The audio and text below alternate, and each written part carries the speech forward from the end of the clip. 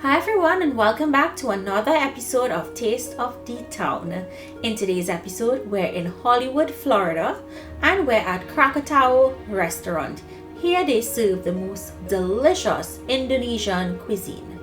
They were also lucky enough to make the list for Diners, Drive-In and Dives from Food Network. Everyone knows Guy Fieri.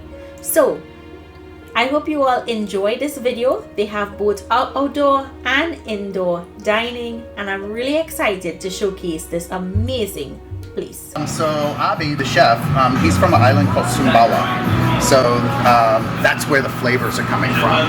And it's a really nice mixture. But then when you go more to the east of Indonesia, you actually get some Spanish and Portuguese influence, and some earthy flavors and less spicy. So he's like right in the middle. Perfect. Which is really nice. Yes. So we really specialize here at the restaurant, things his mom and his grandmother did, and so he really had to work hard to recreate these flavors. And so he would tell you that he cooks from his memories as a child. So and that's how we have our seasonings now. Very nice. So yes, this is. We always tell people because the food is so diverse in Indonesia, and that's why we always tell people where he's from, and then they have an idea of the flavors. We'll be able to experience it. So when they go to other Indonesian restaurants, we always like when we do.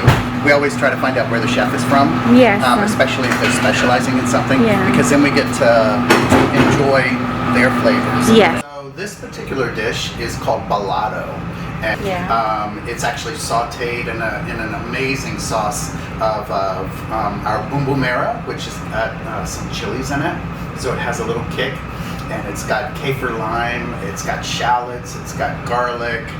And then it's served here with a salad with our homemade tamarind dressing that we make here, as well as our yellow rice. Okay, so this is a very typical dish called Nasi Goreng, but this is going to have the flavors that Abi grew up with.